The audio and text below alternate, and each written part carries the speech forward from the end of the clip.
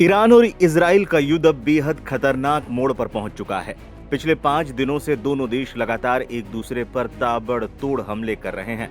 जहां ईरान ने अपने बैलिस्टिक मिसाइलों से इजराइल को दहलाया हुआ है, वहीं इजराइल भी अपनी वायुसेना के दम पर तेहरान में तबाही मचाए हुए है। दोनों ओर से एक दूसरे को ज्यादा से ज्यादा नुकसान पहुंचाने के दावे हर रोज किए जा रहे हैं। इस बीच 18 जून को ईरान ने फिर ऐसा दावा किया है जिसने एक बार फिर मध्य पूर्व की सांसें थाम दी हैं। ईरान ने दावा किया है कि उसने इजराइल के एक और स्टेल्थ F-35 जेट को मार गिराया है।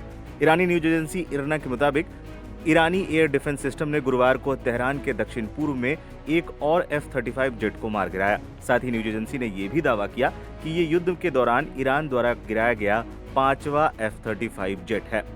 इरना ने नगर पालिका अधिकारी का हवाला देते हुए बताया कि सेना की वायु रक्षा प्रणाली ने वर्मीन नगर पालिका इलाके के जावदाबाद क्षेत्र में जाओनी शासन की एक दुश्मन F-35 लड़ाकू विमान को मार गिराया।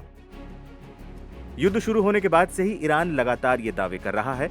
अगर ये दावे सही साबित होते हैं तो ये न केवल इजराइल और अमेरिका के लिए एक बड़ा झटका होगा, बल्कि ईरान को दुनिया का पहला देश बना देगा जिसने युद्ध में F-35 को मार गिराया हो, और वो भी एक दो नहीं 5 दिनों में 5 F-35 मार गिराने का दावा। ईरान ने फाइटर जेट मार गिराने का वीडियो दिखाया था।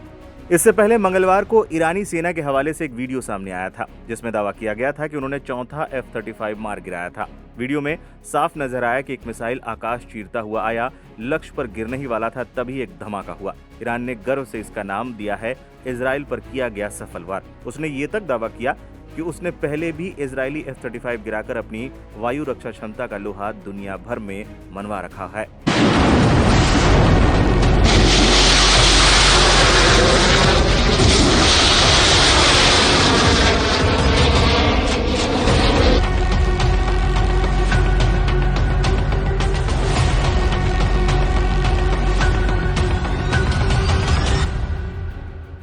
Aim right, achieve big. At KR Mangalam University, we provide you the platform to turn your dreams into reality.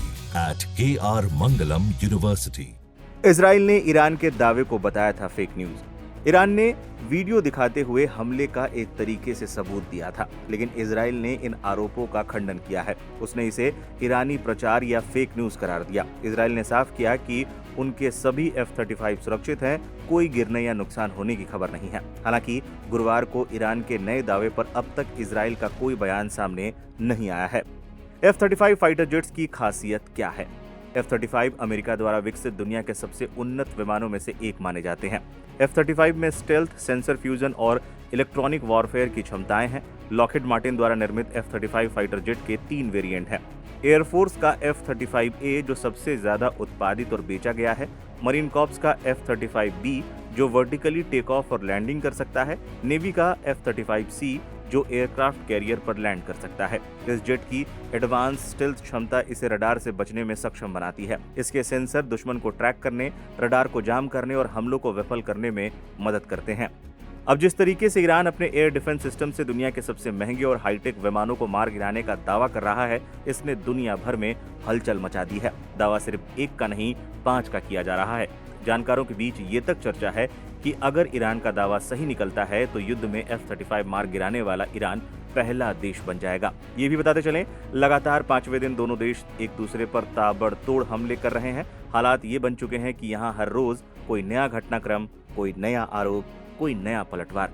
शांति की उम्मीदें फिलहाल तो मुश्किल होती नजर आती हैं।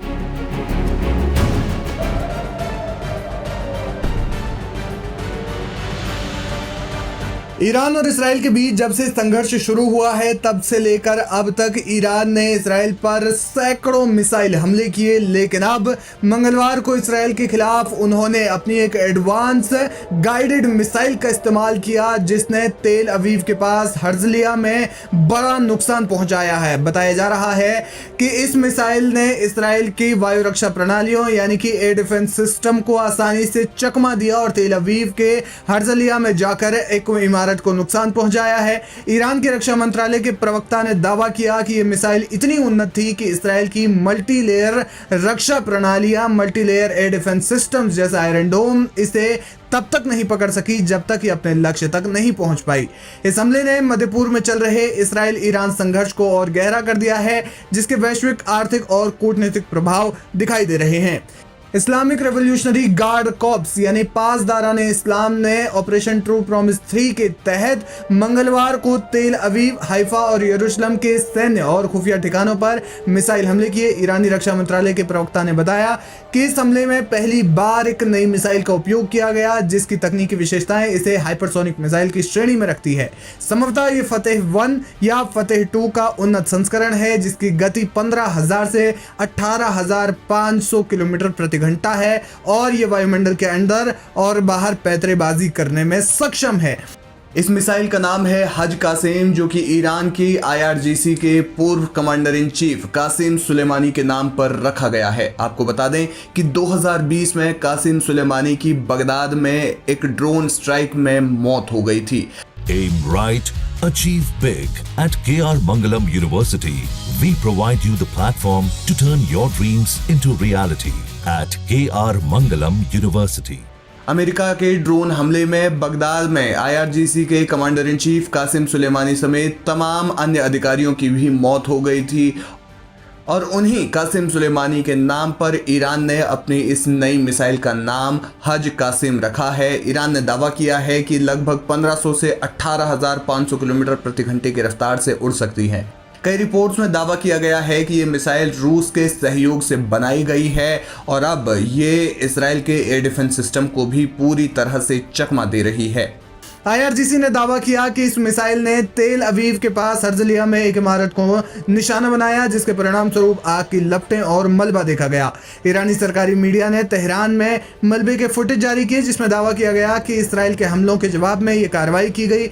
ईरान ने कहा कि 90% मिसाइलें अपने लक्ष्य पर सटीक लगी, जिसमें इसराइली खुफिया एजेंसी मोसाद का एक ठिकाना और हाइफा की तेल रिफाइनरी शामिल है। इसराइल की प्रतिक्रिया। इसराइल ने दावा किया कि उसकी रक्षा प्रणालियां जैसे आयरन डोम, डेविड स्लिंग और एरो 2-3 ने अधिकांश मिसाइलों को रोकने में वे सफल रही। हालांकि कुछ हाइपरसोनिक मिसाइलें रक्षा प्रणालियों को भेदने में कामयाब रही, जिससे तेल अवीव और हाइफा में नुकसान हुआ है। इस्राएली सेना ने कहा कि हर्जलिया में एक रिहायशी इमारत को नुकसान पहुंचाया, जिसमें कम से कम 4 लोगों के घायल होने की खबर है। इसराइल ने ईरान के दावों को प्रचार करार दिया और कहा कि उसने ईरान के 50% से अधिक ड्रोन, मिसाइल लॉन्चर और रडार सिस्टम को ऑपरेशन राइजिंग लायन के तहत नष्ट कर दिया। मंगलवार को ही इसराइल ने जवाबी कार्रवाई में इस्फहान में ईरान के एक हथियार डिपो पर हमला किया, जिसमें भारी विस्फोट और आग की लपटें देखी गई। इस्राएली वायुसेना ने 200 से ज्यादा फाइटर जेट्स का उपयोग करके ईरान के परमाणु सुविधाओं जैसे नदान्ज और फोर्डो को भारी नुकसान पहुंचाया। इसराइल ने दावा किया कि ईरान का परमाणु कार्यक्रम कम से कम 1 दशक पीछे धकेल दिया गया है, लेकिन इसी बीच संघर्ष लगातार जारी है।